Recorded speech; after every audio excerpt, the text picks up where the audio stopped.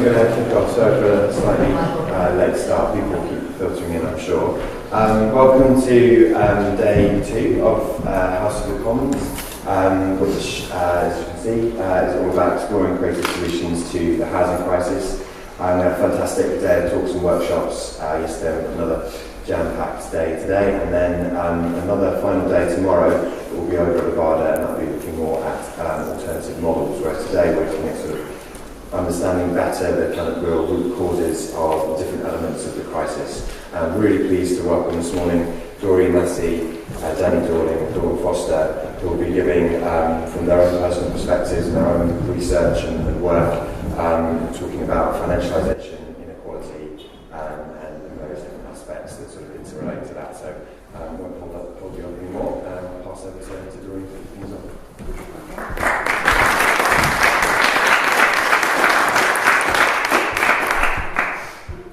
Hello, thanks for getting up earlier. I have to say, Dawn and I came from London, so we've got up extremely early, so if we suddenly keel over in the middle of things, you know why.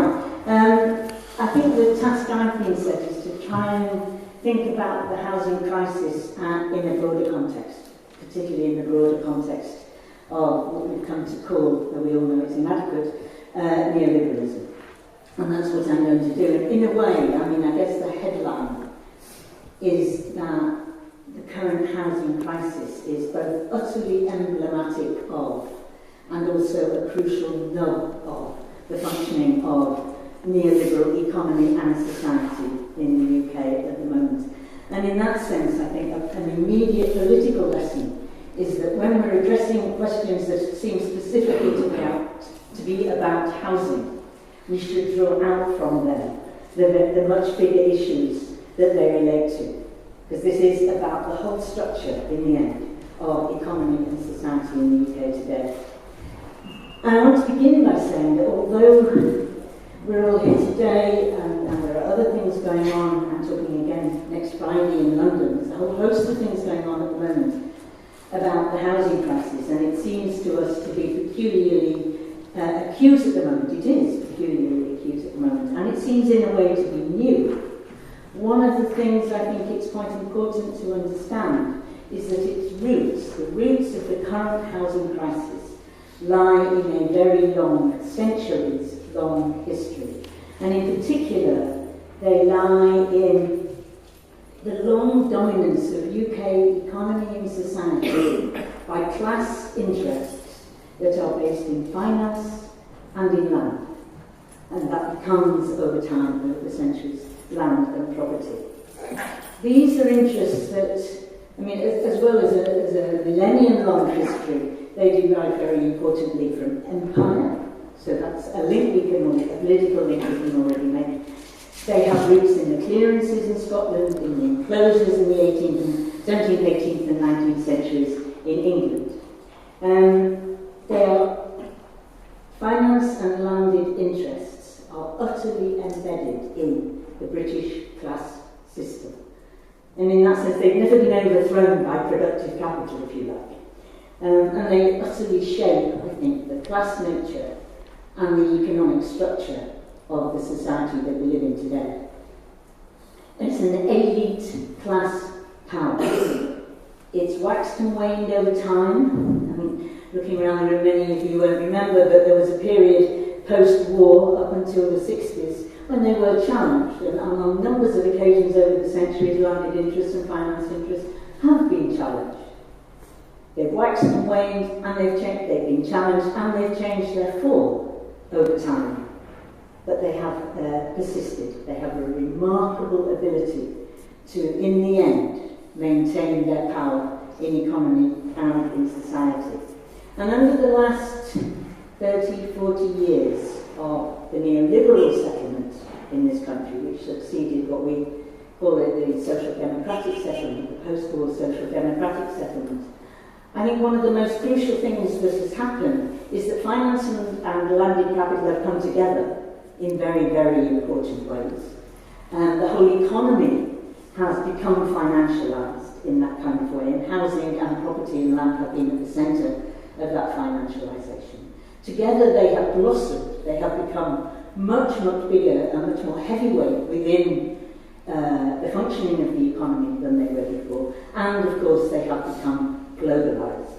And that is utterly central to what we're talking about here today. MIPIM, the conference that is going to be held in London, is a kind of atrocious indicator of just how that elite power sees Britain's functioning as an economy and its role in the world. I think, was it you that said in Red Pepper that is Boris opening this conference? Boris Johnson? It's extraordinary.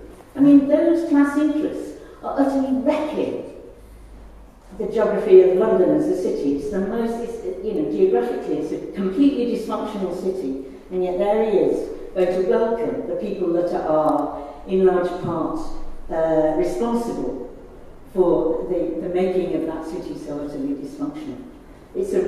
You can see there immediately the class interests that are at stake. And the current housing crisis, then, is one of the results of that combination of forces. We've got house builders who are no longer really producers, who just make more money from holding land than in producing houses. We've got globalisation of financial investment, not just in cities but also in the countryside, buying of fields and farmland throughout the country, and a rise in house prices as a result of this new articulation of finance and land and property together under neoliberalism to become one of the centerpieces of the current economy. And what my argument in that first point is just to say that that is really just a new articulation of a long, long history that Britain has lived through where those interests have been so powerful. What we need, though, I think, really to understand, and I think most of the people here you will understand it, is that interests in land and property, investors in land and property and in finance are not actually producing anything. What they're about is buying and selling. They're about buying, holding and buying and selling assets. And that's a completely different economic activity from investing in a productive activity from which you get profits. We all have our critique of that. That's what Capital was about, all 3 volumes. This is about simply buying and selling. There is no intermediate process that goes through a production process. So people with those interests live off rents from the assets that they hold and from the rise in the capital value of the assets that they hold. And that has 2 huge implications which I hope relate to what you two are going to be saying later. First of all, is that they do not contribute to the total wealth of the country. There are a few bigger kind of misuses of our vocabulary from when George Osborne and many others refer to the city as the centre of our wealth production. It does not produce wealth. It's about value extraction rather than value production. What the buying and selling of assets does is to give to those who own assets and to those who can afford to buy the ability to redistribute total wealth in their direction. So this is not about wealth production. And we are thinking we should challenge all the way through what I'm going to say today. I'm trying to challenge the vocabularies that are commonly used so that we can remove that obfuscation. I think a politically important thing is precisely to challenge those vocabularies. So the first thing then is that they don't produce anything. What they do is basically take value out of the economy towards themselves. The second thing is that therefore necessarily leads to increasing inequality. Because the only people that can do that are those who already own assets or those who can afford to buy them. Right? So this is a process essentially of redistribution of existing wealth towards those who already have. And those who do not have are utterly excluded from the process. And there is no technical economic jargon, but it should be basically that they are what? Right? They are the producers, but because they own no assets, they do not get any return from this central motor of the economy. Now, the current British neoliberal economy is extraordinarily dominated by that kind of activity, by buying and selling. rather than by producing. And it's not just housing, and it's not just property, it's not just offices in the centre of London and stuff like that. It's also things like derivatives, all those financial products that we hear about every day that produce the crash and so forth. So housing is one element, one of the many aspects that are parts of this centrepiece of the economy, which is simply buying and selling rather than actual production. And you can see that in the nature of this so-called recovery, because all the benefits, to the extent that people are benefiting from what George Osborne has the cheek to call an economic recovery, are those that are already owners of property, owners of assets in some way or another, and particularly those in the housing sector that we're talking about today, who live in the southeast of England, including this place that we're sitting in today, Oxford. So in that sense, the housing crisis is at the very nub of the way in which the British economy is functioning. And the effects of it are very well known, and I'm not going to go through them because I think it would be preaching to the converted. And there's a lot in the literature that you've sent around about the homelessness, about the escalating debt, which is, I think, one of the things that we ought to remember, about the selling of public land. All of those things are part of the effects that we know about. What I thought I'd do, because we only have a few minutes, is to concentrate on something that perhaps we think about rather less, and that is the kind of the ideology that surrounds this and the popular common sense that gets drawn into this way of having an economy function. Because neoliberalism is not just an economic system. It's not just about the dominance of the market. In fact, the market is a very small part of it. It's largely monopolised and oligopolised. But it's much more neoliberalism as a social settlement, which is the way I want to think about it, is much more than an economic system. It's a whole way of looking at the world. It draws us into a different way, a particular way of understanding the world, a particular kind of common sense. And here I'm drawing on some work that I've done with Stuart Hall, who died in February, as you probably know, and Michael Rustin, in a thing called the Kilburn Manifesto. It's referenced, I think, in the documents that you've circulated, which is very much about how thinking about the present moment as a social settlement that succeeded the democratic social settlement of the post-war period is to see it as much more than simply a way of organising the economy, but to see it as a whole way of being, a way of understanding society. Many of you here are too young to remember, but in the 50s and the 60s, one of the advantages of being old is that you know that things were once different, and therefore the hope is that they could be different again. In the 60s, believe it or not, and in the 50s, the word public, like public sector, public worker, was seen as being good. It was not a term of abuse. Equality was a word that you could use in political debate without being seen to be completely mad off to the left. The idea of redistribution was assumed to be from rich to poor, and it was assumed that it would be an aim of any government. And Tories signed up to this as well. One Nation Tories signed up to this, as well as Labour Party and those, of course, over to the left. What happened, I think, over the 70s and the 80s was that ran, I think it was overthrown, and we can come back and talk about that, but that system ran into the ground in various ways, and there was a huge battle over what would come next. A battle largely fought out in the cities of this country. The municipal left, the GLC in London, fighting over what would be the future, both of that city and of the country as a whole. Would it be one still based on manufacturing, with alternative radical democratic ideas, or would it be a system dominated by finance and what we have now come to call neoliberalism? And of course Thatcher and the view of the city as based around finance and globalisation through finance won the day.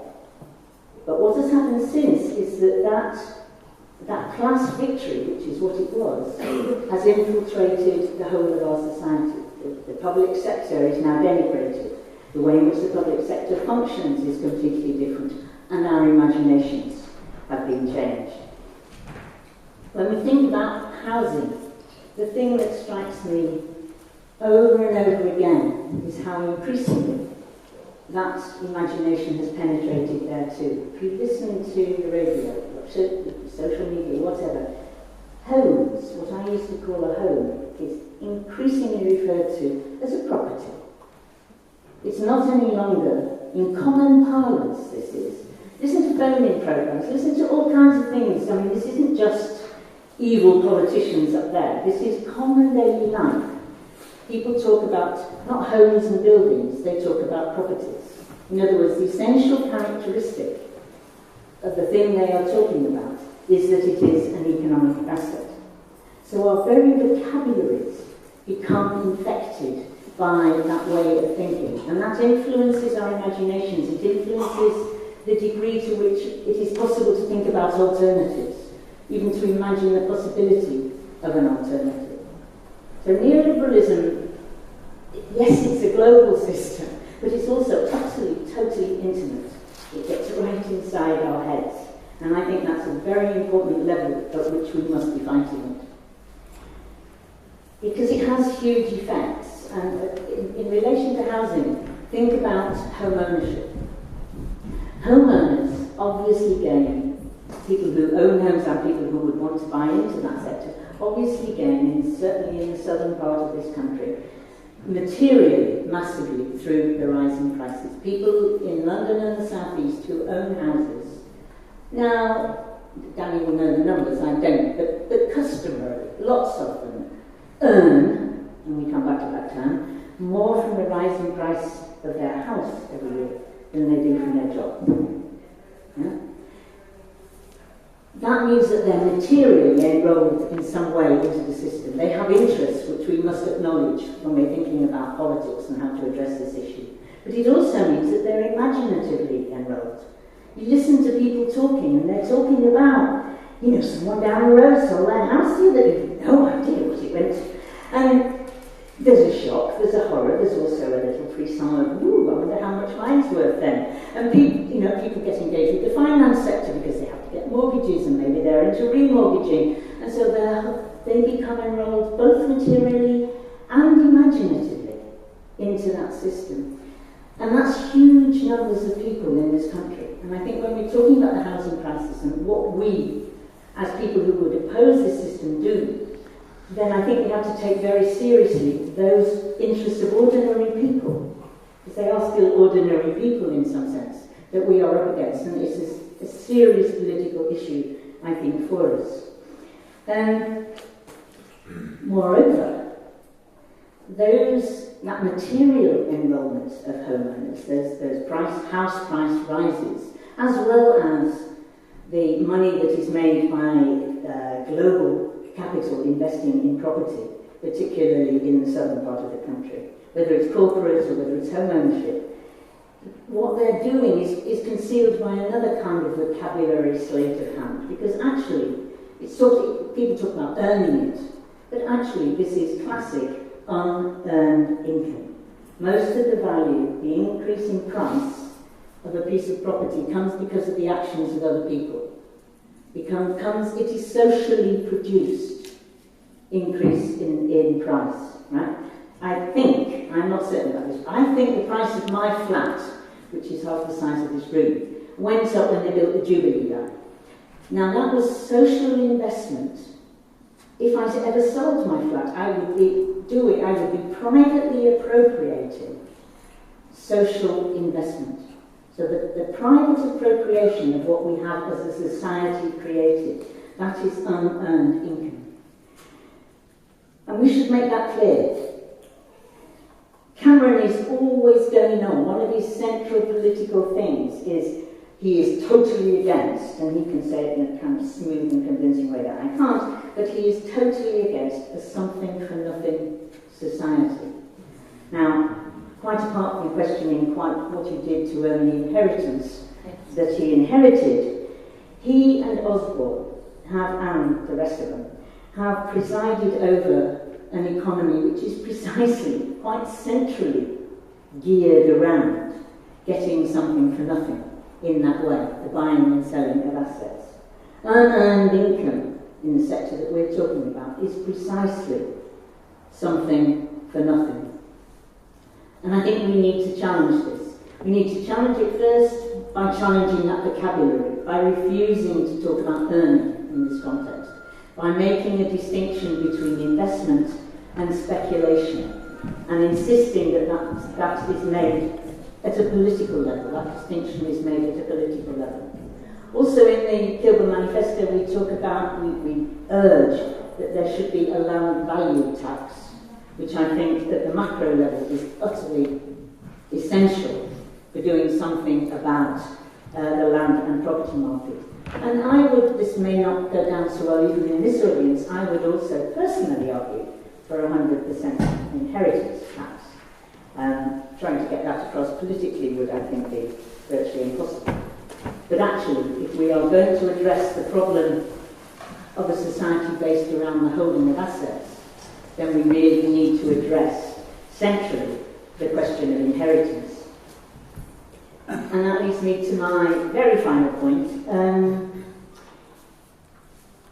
Right from the days of Margaret Thatcher, one of the things that neoliberalism has done, if we think of neoliberalism as being this kind of thing that's about the market and the competitive individual and we're all isolated individuals competing with each other, all of that stuff, as a political project in this country, it has always associated itself, hitched its wagon to, a kind of old-fashioned conservatism as well. So Margaret Thatcher was utterly against solidarity, she was utterly against collectivity.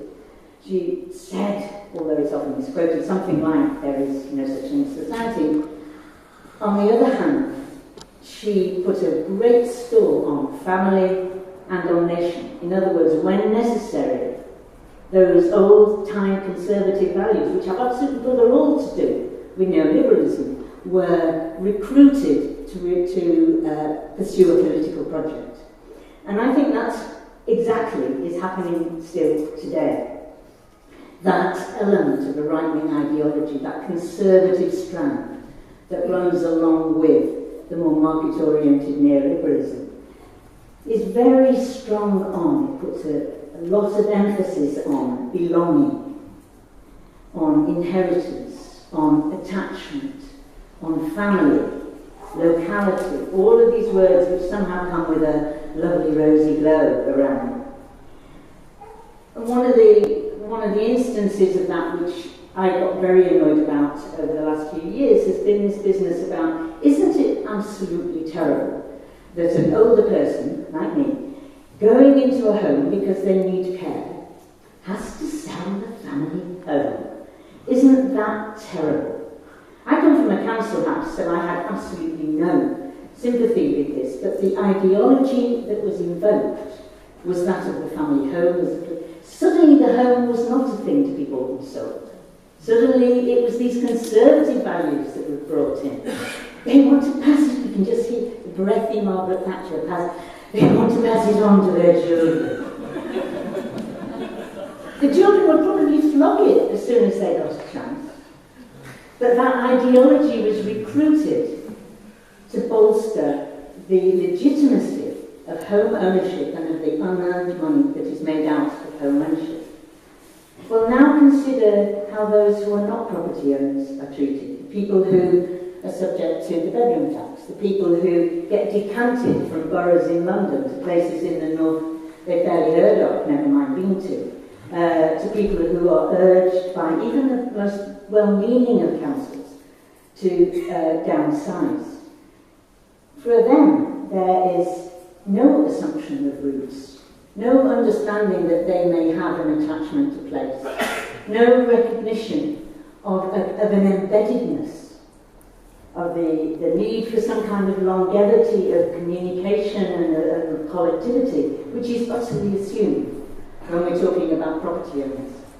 Now, I have to say that this, again, is a very long-term thing. I mean, the British aristocracy has the seat of its power is the family seat, the family home. And as soon as in the 19th century industrialists got rich, the first thing they did was belt off to the countryside to try and get a family seat. In other words, place and the establishment of place and a connection with place is utterly essential in a sense to the symbolic demonstration, the assertion of their arrival amongst the elite. Whereas over centuries, miners in particular, but workers in general, have had to migrate in order to find work. They've had to follow capital in order to find work. So this is not a new phenomenon. It's got a long history, but I do think today there is an increasingly vicious divide. And this is unfortunately between the people, amongst the people. It's what Mao's old contradictions amongst the people here. This is not just between an elite and all of us. It is a divide that runs through society between home and property owners who are held to have a right to belong to a place, and non-owners who are assumed to have none of those attachments and the right to none of those things. And I think that too is something we ought to be pointing to and very strongly contesting. Thanks.